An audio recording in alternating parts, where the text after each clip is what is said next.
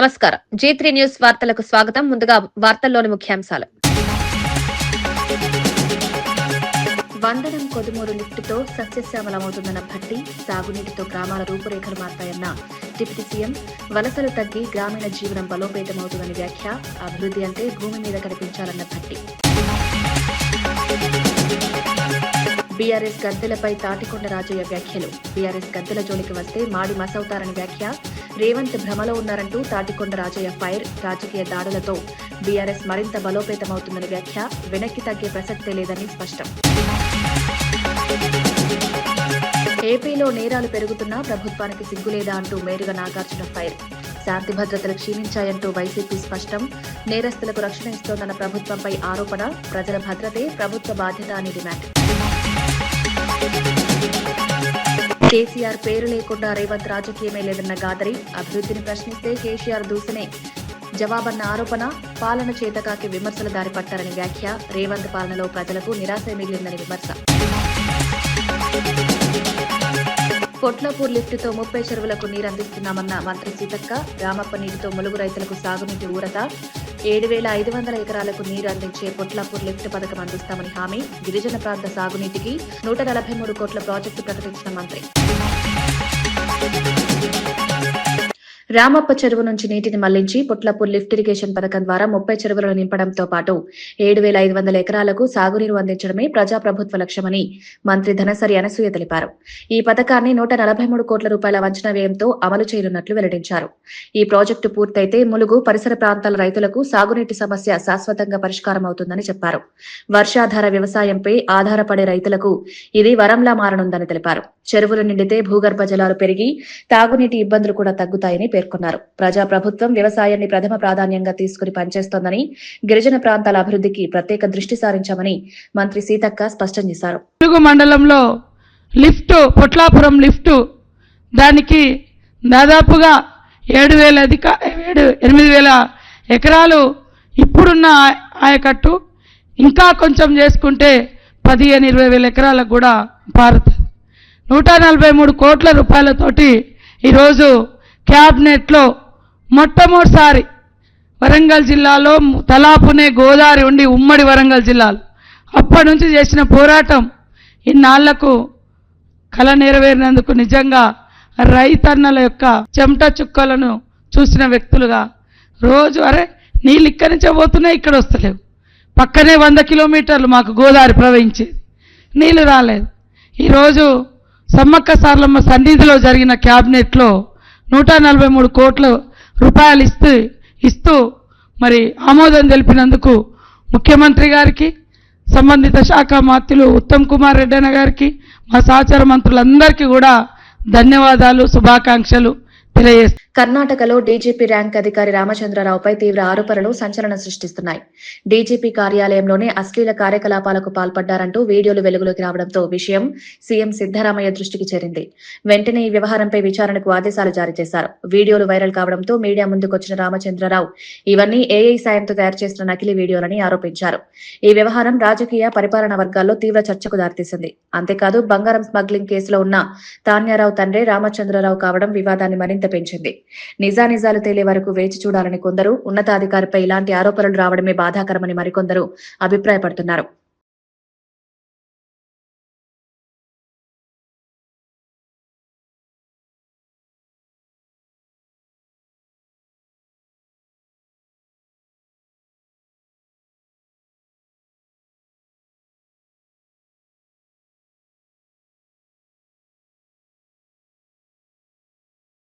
చంద్రబాబు నాయుడు త్వరగా జైలు నుంచి విడుదల కావాలని మొక్కు చెల్లించుకున్న కాంగ్రెస్ నేత, నిర్మాత బండ్ల గణేష్ రాజకీయ వర్గాల్లో ఆసక్తిని రేపారు. చంద్రబాబు విడుదలైన నేపథ్యంలో తిరుమలకు పాదయాత్రగా వెళ్లి తన మొక్కు తీర్చుకున్నారు. ఈ యాత్రలో షాద్నగర్ కాంగ్రెస్ ఎమ్మెల్యే వీర్లపల్లి శంకర్ కూడా పాల్గొన్నారు.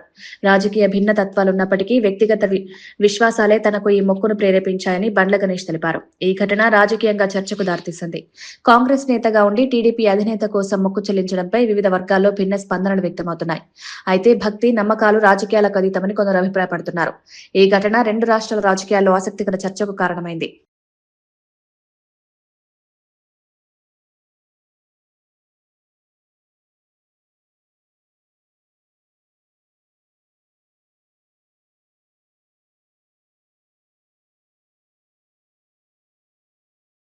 జాతీయ రహదారి భద్రతా వారోత్సవాల్లో భాగంగా నంద్యాల జిల్లా డోన్ జాతీయ రహదారిపై వినూత్న అవగాహన కార్యక్రమం నిర్వహించారు.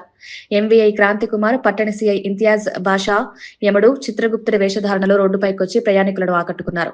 వాహనాలు నడిపేటప్పుడు హెల్మెట్, సీట్ బెల్ట్ తప్పనిసరిగా ఉపయోగించాలని, ట్రాఫిక్ నిబంధనలు పాటించాలని సూచించారు. ఈ వినూత్న పద్ధతితో ప్రయాణికుల్లో మంచి స్పందన లభించింది. సాధారణ హెచ్చరికల కంటే ఇలాంటి అవగాహన కార్యక్రమాలు ప్రజలపై ఎక్కువ ప్రభావం చూపుతాయని అధికారులు తెలిపారు. రోడ్డు ప్రమాదాల నివారణే ఈ కార్యక్రమాల ప్రధాన ఉద్దేశమన్నారు. ఈ విధానం ఇతర జిల్లాలకు కూడా ఆదర్శంగా మారే అవకాశం ఉందని అభిప్రాయపడుతున్నారు.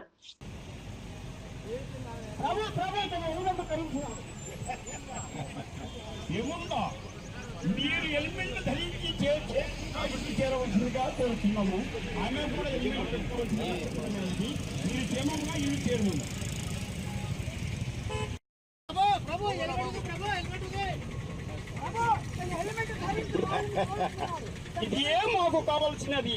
నీవు ఎల్లు మెల్టు ధరించిన ఎడల అది వారు ఎంతో మందికి పూర్తిగా నిల్చగలరు అనియు మా కాంతి కుమారు గారి ఆధ్వర్యమున ఇది ఏ మా ఆశిస్సులయ్యా అయ్యరో అయ్యమ్మా అన్నగారు.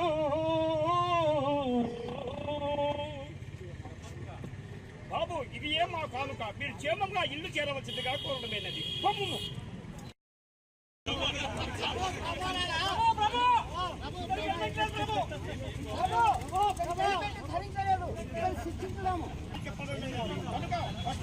క్షమిస్తూ ఈసారి మాత్రము మీరు హెల్మెట్ లేకుండా బయలుదేరవద్దండి. ఇది ఏమో హెచ్చరిక. మీరు క్షేమంగా ఇల్లు చేరవలసిందిగా కోరడమైనది. పిన్నెల్లి గ్రామంలో జరిగిన సాల్మన్ హత్య కేసుపై న్యాయం చేయాలని కోరుతూ వైఎస్ఆర్సీపీ నేతలు డీజీపీని కలిసేందుకు వెళ్లారు. అయితే తమ సమస్యను వినేందుకు కూడా డీజీపీ ఆసక్తి చూపలేదని ఆరోపిస్తూ డీజీపీ కార్యాలయం ఎదుటే ధర్నా చేపట్టారు. ఈ హత్యలో టీడీపీ నేతల హస్తం ఉందని, అందుకే పోలీసులు కేసును పక్కదారి పట్టిస్తున్నారని వైఎస్ఆర్సీపీ ఆరోపిస్తోంది. బాధిత కుటుంబానికి న్యాయం చేయాలంటే ఈ కేసును నిష్పక్షపాతంగా విచారించాలని నేతలు డిమాండ్ చేశారు. పోలీసులు అధికార పార్టీ ఒత్తిళ్లకు లోనవుతున్నారని విమర్శించారు.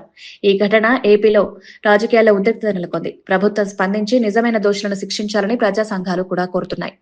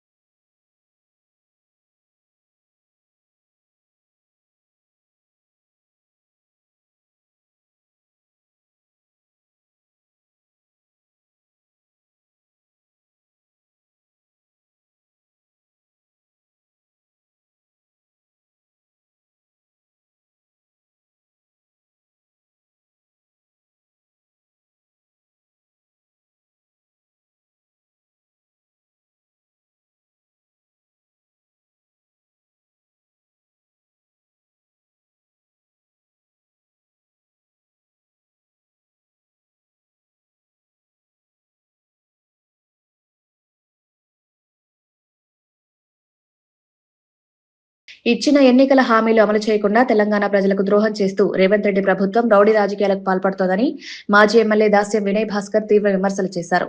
ఎన్నికల సమయంలో ఇచ్చిన హామీల గురించి ఇప్పుడు మాట్లాడకుండా ప్రజా సమస్యలను పక్కన పెట్టి రాజకీయ కక్షలకి ప్రభుత్వం ప్రాధాన్యమిస్తోందని ఆరోపించారు. ప్రజల ఆగ్రహం రోజురోజుకు పెరుగుతోందని, సరైన సమయంలో ప్రజలే ఈ ప్రభుత్వానికి తగిన బుద్ధి చెప్తారని హెచ్చరించారు. అభివృద్ధి, సంక్షేమ పథకాలు మాటలకే పరిమితమయ్యాయని, భూమి స్థాయిలో అమలు కావడం లేదని, ప్రభుత్వ వైఫల్యాలే ప్రజల మధ్య అసంతృప్తికి కారణమవుతున్నాయని పేర్కొన్నారు. ప్రజాస్వామ్యంలో ప్రజల తీర్పే తుది తీర్పు అని గుర్తు చేశారు. ఈ రోజు ద్రోహానికి కేర్ ఆఫ్ అడ్రస్ గా ఉన్నటువంటి రేవంత్ రెడ్డి పుట్టుకతోని టీఆర్ఎస్ పార్టీలో ఉండి టీడీపీకి పోయి టీడీపీ నుంచి కాంగ్రెస్ పోయినటువంటి రేవంత్ రెడ్డి ఈ రోజు తెలంగాణను సాధించినటువంటి పార్టీగా, తెలంగాణ రాష్ట్రాన్ని అన్ని రంగాలలో అన్ని హంగులతోని అభివృద్ధి చేసినటువంటి పార్టీని ఈ రోజు పార్టీ జెండాలను కూల్చాలనటాన్ని బీఆర్ఎస్ పార్టీయే కాదు, గులాబీ సైనికులే కాదు, యావత్ తెలంగాణ ప్రజలందరూ కూడా తీవ్రంగా ఖండిస్తున్నారు. ఆ రోజు మేమందరం కూడా 60 ఏళ్ల తెలంగాణ ప్రజల కలను నిజం చేయాలని చెప్పి గులాబీ జెండాలు పట్టుకొని యావత్ తెలంగాణ జాతంతా కూడా ఏకం చేస్తూ కేసీఆర్ గారి నాయకత్వంలో మేము పోరాడుతుంటే ఆ రోజు మరి తెలంగాణ వీధుల్లో వీధి రౌడీలాగా తిరిగి తుపాకులతోని స్వైర విహారం చేసినటువంటి ఈయనే చెంచాగాళ్లను కూడా ఆ రోజు మైమరాళ్లతోని మైబాద్ లో తరిమి కొట్టినటువంటి పరిస్థితి మరొక్కసారి కాంగ్రెస్ నాయకులు గుర్తు చేసుకోవాలని చెప్తున్నాం. ఈ రోజు ఒక గులాబీ దిమ్మెను గనక మీరు ముట్టుకున్నట్టయితే మరొక్కసారి మైమగల్ల రాళ్లతోని కాంగ్రెస్ పుర్రెలు మరి సమాధానం చెప్తాయి ఆ మైమగల్ల రాళ్లని కూడా ఈ సందర్భంగా తెలియజేస్తున్నాను. ఇప్పటికైనా కూడా మీరిచ్చినటువంటి హామీలు మరి నెరవేరుస్తూ ప్రజలకు చేరువు కావాలి తప్ప మరి ఇటువంటి రౌడీ రాజకీయాలు చేస్తే ప్రజలు ఖచ్చితంగా బుద్ధి చెప్తారని కూడా ఈ సందర్భంగా మరి కాంగ్రెస్ నాయకులను కాంగ్రెస్ పార్టీని హెచ్చరిస్తూ ఇప్పటికైనా కూడా మరి ఓరుగల్ లాంటి ఓరుగల్లో మరి మీరు ఇచ్చినటువంటి వాగ్దానాలు మరి నెరవేర్చాలని కూడా ఈ సందర్భంగా డిమాండ్. రేవంత్ రెడ్డి రాజకీయ జీవితంలో కేసీఆర్ పేరు చెప్పకుండా ఒక్క పూట కూడా గడవదని మాజీ ఎమ్మెల్యే గాదర్ కిషోర్ విమర్శించారు. అభివృద్ధి గురించి ప్రశ్నిస్తే వెంటనే కేసీఆర్ ను తిడుతూ తప్పించుకుంటున్నారని ఆరోపించారు. పాలన చేతగాకే నియోజకవర్గాలు తిరుగుతున్నా ఒక్క రూపాయి కూడా ప్రజలకు ఇవ్వలేకపోతున్నారని ఎద్దేవా చేశారు. మంత్రులపై వస్తున్న ఆరోపణలపై ప్రభుత్వం సమాధానం చెప్పకుండా మౌనం పాటిస్తోందన్నారు. అసలు జర్నలిజం అంటే ఇదేనా అంటూ మీడియా కథనాలపై కూడా ప్రశ్నలు లేవనెత్తారు. పాలమూరు సహా తెలంగాణ అభివృద్ధిపై కేసీఆర్ మాట్లాడితే 2 రాష్ట్రాల్లో చర్చ జరిగిందని గుర్తు చేశారు. రేవంత్ రెడ్డి పాలనలో ప్రజలకు నిరాశ మిగిలిందని వ్యాఖ్యానించారు.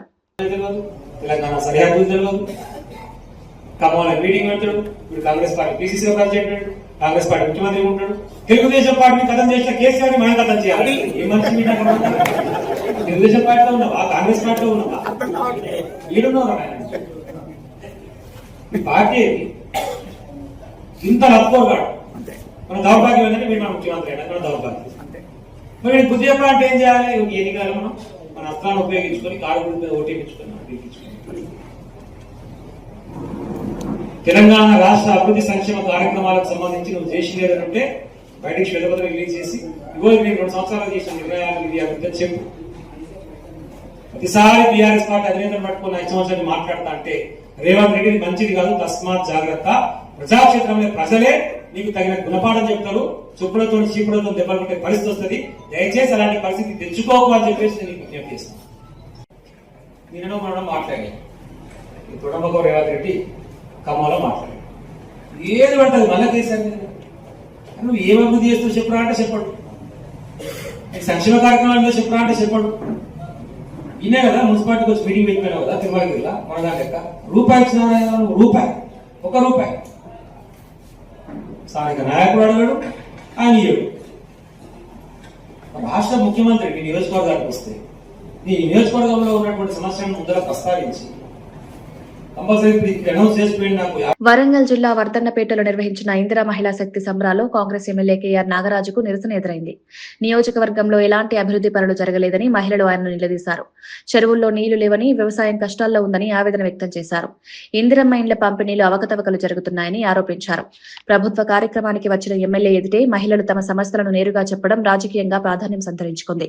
హామీలు ఇచ్చి అమలు చేయకపోవడమే ఈ అసంతృప్తికి కారణమని మహిళలు స్పష్టం చేశారు. స్థానిక అభివృద్ధిపై వెంటనే చర్యలు తీసుకోవాలని డిమాండ్ చేశారు.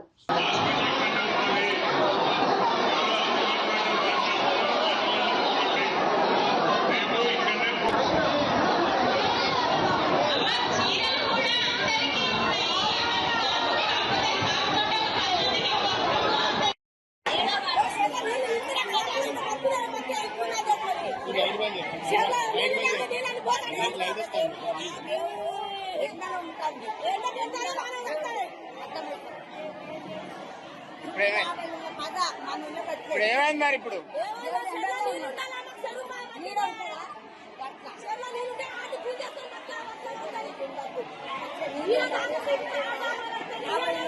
మొన్న నింపినా అంటాడు కదా.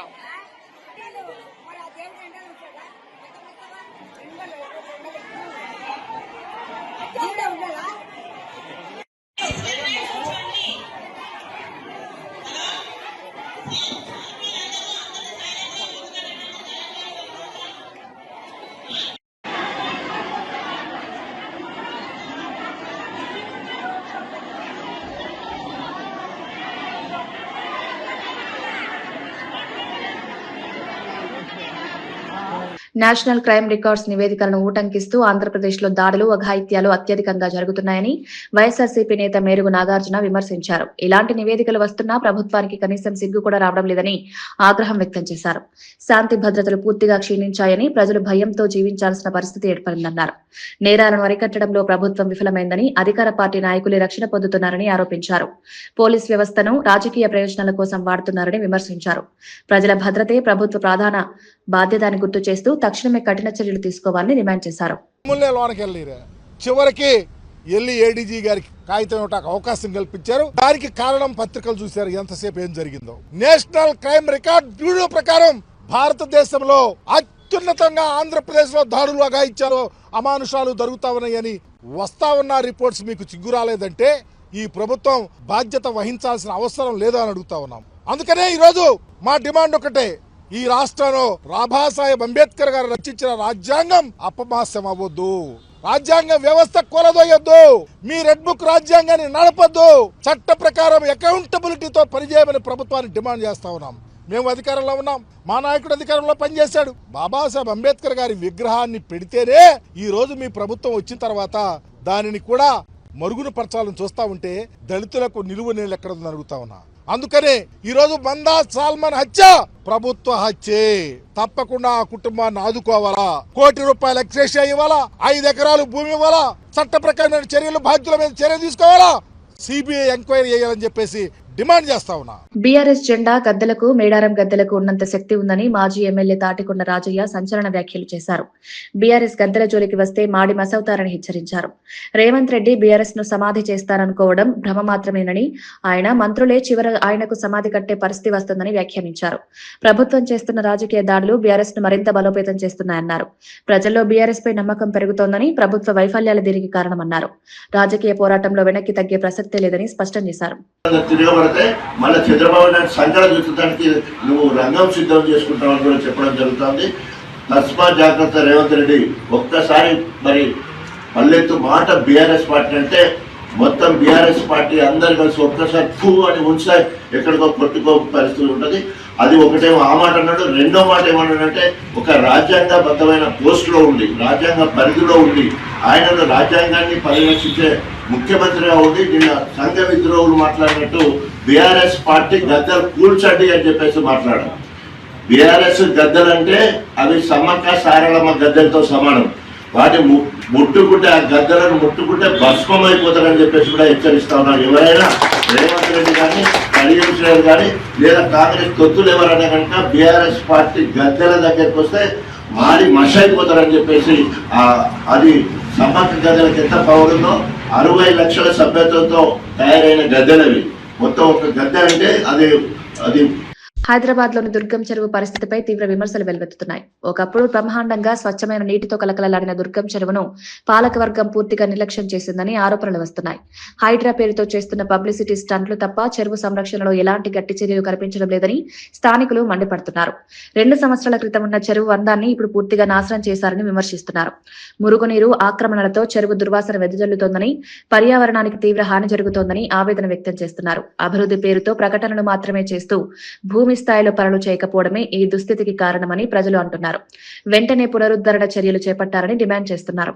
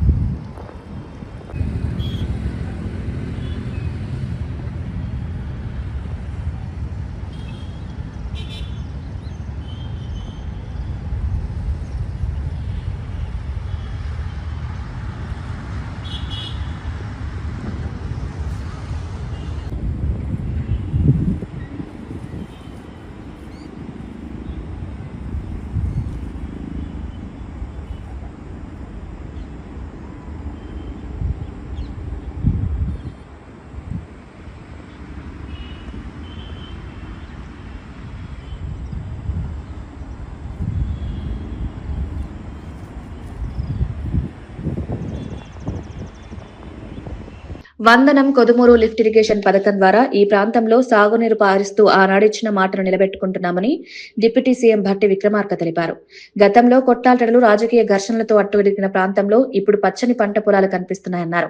ప్రతి ఎకరానికి సాగునీరు అందించడం ద్వారా రైతులకు భరోసా కల్పించామని, వ్యవసాయం లాభసాటిగా మారుతోందన్నారు. కేవలం నీటి సరఫరా మాత్రమే కాకుండా ఈ ప్రాంతంలోని కుటుంబాలు ఆర్థికంగా నిలదొక్కునేలా, పిల్లలు ఉన్నత విద్యలు చదివేలా అవసరమైన మౌలిక వసతులు కూడా కల్పిస్తున్నామని పేర్కొన్నారు.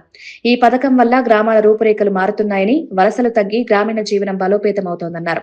అభివృద్ధి అంటే మాటలు కాదు, భూమి మీద కనిపించే మార్పులేనని భట్టి స్పష్టం చేశారు. చింతకాని మండలంలో చుట్టూ నాగార్జున సాగర్ నీళ్లు ప్రవహిస్తున్నప్పటికీ ఈ కొదుమూరు వందల గ్రామాలకు సంబంధించి నీళ్లు రాకపోవటం వల్ల ఈ ప్రాంత రైతాంగం చాలా ఇబ్బందులు పడుతున్న సంగతిని నేను ఇక్కడ శాసనసభ్యుడిగా పోటీ చేయడానికి వచ్చినప్పుడు నా దృష్టికి తీసుకొచ్చాను. నేను వాళ్ళందరికీ మాట ఇచ్చాను. ఆ రోజు ఈ గ్రామానికి 2009లో నేను ప్రచారం చేయడానికి వస్తే కొదుమూరు కానీ వందనం కానీ ఇక్కడ ప్రచార కార్యక్రమాలకి అవకాశం లేదు, మీరు సమయం వృధా చేసుకోవద్దని చెప్పారు. నేను ఆలోచన చేశాను, సమయం వృధా చేసుకోవద్దు అని అంటే వాళ్ళకు కూడా ఏదో కారణం ఉండి ఉంటుంది. ఆ కారణం ఏంటో తెలుసుకొని దాన్ని మనం పరిష్కారం చేపించినప్పుడు వాళ్లే ఎదురొచ్చి స్వాగతం పలుకుతారు. ఆ పరిష్కార మార్గం ఏంటో మనం చూడాలని చెప్పి ఆలోచన చేశాను తప్ప గ్రామం మీద వేరే దురుద్దేశంతో దూరంగా వెళ్ళలేదు. ఎవరున్నా లేకపోయినా గ్రామంకి వెళతాను, సమస్య తెలుసుకుంటాను. నాకు వాళ్ళు ఓట్లు వేసినా వేయకపోయినా వాళ్ళ సమస్య పరిష్కారం చేయటం నా బాధ్యత అని చెప్పి నేను ఆ గ్రామానికి వచ్చాను. వచ్చి ఈడ గ్రామస్తులతో మాట్లాడదామంటే గ్రామస్తులందరూ తలుపులు వేసుకున్నారు. చెట్టు కింద నేను ఒక్కడే నిలబడి ఆ రోజు వారికి ఉపన్యాసం చెప్పాను. సరే, మీరందరూ బయటికి రాకపోయినా ఇళ్లలో ఉండి నా మాటలు వింటూ ఉంటారు, నేను చెప్పేది మీకు రేవంత్ రెడ్డి రాజకీయ ప్రవర్తనపై బీఆర్ఎస్ నాయకుడు గట్టు రామచంద్రరావు తీవ్ర స్థాయిలో విమర్శలు చేశారు. ఢిల్లీలో రాహుల్ గాంధీతో రాజకీయ బంధం, గల్లీలో చంద్రబాబుతో సన్నిహితం అంటూ తీవ్ర వ్యాఖ్యలు చేశారు. ఇలాంటి చిల్లర రాజకీయాలకు ఊసరవెల్లులు కూడా సిగ్గుపడతాయని విమర్శించారు. రేవంత్ రెడ్డి అసలు ముఖ్యమంత్రివా లేక రౌడీవా అని ప్రశ్నించారు. ప్రజా సమస్యలను పక్కన పెట్టి వ్యక్తిగత రాజకీయ లాభాలకే ప్రాధాన్యమిస్తున్నారని ఆరోపించారు. రాష్ట్ర పాలనలో స్థిరత్వం లేకుండా రోజుకో వైఖరితో ప్రజలను అయోమయంలోకి నెడుతున్నారన్నారు. ఈ తరహా రాజకీయాలు తెలంగాణకు హానికరమని ప్రజలు అన్ని గమనిస్తున్నారని హెచ్చరించారు. రానున్న రోజుల్లో ప్రజలే తగిన సమాధానం చెప్తారని బీఆర్ఎస్ నేతలు స్పష్టం చేస్తున్నారు. ఎవరిని బదనాం చేస్తావు నువ్వు? నిజంగా నీకు చంద్రబాబు నాయుడు మీద ప్రేమ ఉంటే, టీడీపీ మీద ప్రేమ ఉంటే, కాంగ్రెస్ పార్టీకి రాజీనామా చేసి అదే తెలుగుదేశం పార్టీలో మళ్ళీ తిరిగి జాయిన్ గా చేయి, పోరాటం చేయి, రా అధికారంలోకి రా, నిన్ను ఎవడొద్దంటున్నాడు? ఎందుకు చేస్తావు? ఢిల్లీలోనేమో రాహుల్ గాంధీతో తాళి కట్టించుకుంటావు, గల్లీలోనేమో చంద్రబాబు నాయుడుతో సంసారం చేస్తావు. ఇది ఎక్కడ రాజకీయమైంది? ఇది ఏం రాజకీయం అసలు? ఇలాంటి రాజకీయాలు ఊసర వెల్లులు కూడా సిగ్గుతో తలంచుకుంటే నీకెళ్ళి చూస్తే ఏమన్నా ఎందుకు ఇదని ఏమన్నా విలేకరు ప్రశ్నిస్తే ఎమ్మట విరుచుగా పడతాడు. ఆయన మాట్లాడతాడు సోషల్ మీడియా అట, మాయలేడి అట. అరే, కష్టపడి తెచ్చుకున్న రాముడు తెచ్చుకున్న సీతని, విల్లు విరిచి పెళ్ళాడిన సీతని, అట్లాగే తెలంగాణ తెచ్చుకున్న తెలంగాణని రావణుడు ఎత్తకపోయింది నువ్వు కదా. నువ్వు రావణ బ్రహ్మని మించిన రాక్షసుడివి కదా. నువ్వు కేసీఆర్ని పట్టుకుని రాక్షసుడు అంటే అలాంటి రాక్షసుడు పరిపాలిస్తున్న రాజ్యం ఇది. దిమ్మలు కూల్చండి తెలంగాణ టీఆర్ఎస్ బీఆర్ఎస్ అంటాడా? దిమ్మ తిరుగుద్ది, జాగ్రత్త. అత్యాచార ఘటనల నేపథ్యంలో నటి రేణుదేశాయ్ చేసిన వ్యాఖ్యలు చర్చనీయాంశంగా మారాయి. ఎవడో ఒకడు అత్యాచారానికి పాల్పడ్డాడని అందరి మగవాళ్లను శిక్షించలేమని ఆమె వ్యాఖ్యానించారు. నేరం చేసిన వ్యక్తికి శిక్ష పడాలని, లింగం ఆధారంగా సమాజాన్ని తప్పుబట్టడం సరికాదని స్పష్టం చేశారు. భావోద్వేగాలకు లోనే సమాజంలో విభేదాలు సృష్టించే వ్యాఖ్యలు చేయడం ప్రమాదకరమని ఆమె అభిప్రాయపడ్డారు. మహిళల భద్రత అత్యంత ముఖ్యమని అంగీకరిస్తూనే న్యాయం అనేది చట్టబద్ధంగా బాధ్యతతో జరగాలని చెప్పారు. ప్రతి ఘటనను సమతూకంతో చూడాలని, సామూహిక ద్వేషాన్ని ప్రోత్సహించకూడదన్నారు. ఆమె వ్యాఖ్యలు కొందరి మద్దతు పొందగా మరికొందరి విమర్శలకు కూడా దారితీశాయి. అయితే ఈ అంశంపై లోతైన చర్చ అవసరమని పలువురు అభిప్రాయపడుతున్నారు. మన పక్కన వాళ్ళు ఒక అబ్బాయిని రేప్ చేశారు, చిన్న పిల్లల్ని రేప్ చేశారు. అప్పుడు ఎందుకు మీ లా తీసుకోరు మీ చేతిలో? అప్పుడు ఎందుకు వెళ్ళి ఆ మగాల్ని మీరు చంపరు? చెప్పండి అందరు కలిసి. నాకు ఆన్సర్ కావాలి ఈ రోజు. You're talking about human lifes, I'm not talking about dogs over here. నేను కుక్కల గురించి మాట్లాడట్లేదు, నేను కుక్కల గురించి రాలేదు, నేను మనుషుల గురించే వచ్చాను. నాకు కుక్క గురించే ఈ ప్రెస్ కాన్ఫరెన్స్, నాకు ఈ కుక్కలు ప్రాణుల గురించే, జంతువుల గురించే లేదు. ఈ ప్రెస్ కాన్ఫరెన్స్ నాకు మనుషుల గురించే ఉంది. ఒక కుక్క ఒక చిన్న బిడ్డని చేసిన తర్వాత చిన్న బిడ్డ చచ్చిపోతే మీరు 100 మంది వచ్చి ఆ కుక్కని కొట్టి చంపుతున్నారు. సో అదే ఒక రేపిస్ట్ ఒక చిన్న బిడ్డని దారుణంగా రేప్ చేసి ఆ చిన్న బిడ్డని చంపేస్తే అప్పుడు ఏమవుతుంది మీ మగతనం? అప్పుడు ఎందుకు ఆ రేపిస్ట్ మీరు చంపట్లేదు? అప్పుడు ఏమవుతుంది? అప్పుడు ఆ చిన్న బిడ్డ, ఆ రేప్ చేసిన చిన్న బిడ్డ ప్రాణం కాదా? జస్ట్ కుక్క కరిచిన చిన్న బిడ్డ ప్రాణమా? అప్పుడు మీ మగతనం ఏమైంది? ఆ వార్తలు ముగించే ముందు ముఖ్యాంశాలు మరోసారి. వందనం కొదుమూరు లిఫ్టుతో సస్యశ్యామలమవుతుందన్న భట్టి, సాగునీటితో గ్రామాల రూపురేఖలు మారతాయన్న డిప్యూటీ సీఎం, వలసలు తగ్గి గ్రామీణ జీవనం బలోపేతమవుతుందని వ్యాఖ్య, అభివృద్ధి అంటే భూమి మీద కనిపించాలన్న భట్టి. బీఆర్ఎస్ గద్దెలపై తాటికొండ రాజయ్య వ్యాఖ్యలు, బీఆర్ఎస్ గద్దెల జోలికి వస్తే మాడి మసవుతారని వ్యాఖ్య, రేవంత్ భ్రమలో ఉన్నారంటూ తాటికొండ రాజయ్య ఫైర్, రాజకీయ దాడులతో బీఆర్ఎస్ మరింత బలోపేతమవుతుందని వ్యాఖ్య, వెనక్కి తగ్గే ప్రసక్తే లేదని స్పష్టం. ఏపీలో నేరాలు పెరుగుతున్నా ప్రభుత్వానికి సిగ్గులేదా అంటూ మేరుగ నాగార్జున ఫైర్, శాంతి భద్రతలు క్షీణించాయంటూ వైసీపీ స్పష్టం, నేరస్తులకు రక్షణ ఇస్తోందన్న ప్రభుత్వంపై ఆరోపణ, ప్రజల భద్రతే ప్రభుత్వ బాధ్యత అని డిమాండ్. కేసీఆర్ పేరు లేకుండా రేవంత్ రాజకీయమే లేదన్న గాదరి, అభివృద్ధిని ప్రశ్నిస్తే కేసీఆర్ దూసనే జవాబన్న ఆరోపణ, పాలన చేతకాకి విమర్శల దారి పట్టారని వ్యాఖ్య, రేవంత్ పాలనలో ప్రజలకు నిరాశ మిగిలిందని విమర్శ. పొట్లపూర్ లిఫ్టుతో 30 చెరువులకు నీరందిస్తున్నామన్న మంత్రి సీతక్క, రామప్ప నీటితో ములుగు రైతులకు సాగునీటి ఊరట, 7,500 ఎకరాలకు నీరు అందించే పొట్లపూర్ లిఫ్ట్ పథకం అందిస్తామని హామీ, గిరిజన ప్రాంత సాగునీటికి 143 కోట్ల ప్రాజెక్టు ప్రకటించిన మంత్రి. ఇవి ఈనాటి వార్తా విశేషాలు. మరో బులెటిన్లో మళ్ళీ కలుద్దాం. నమస్కారం.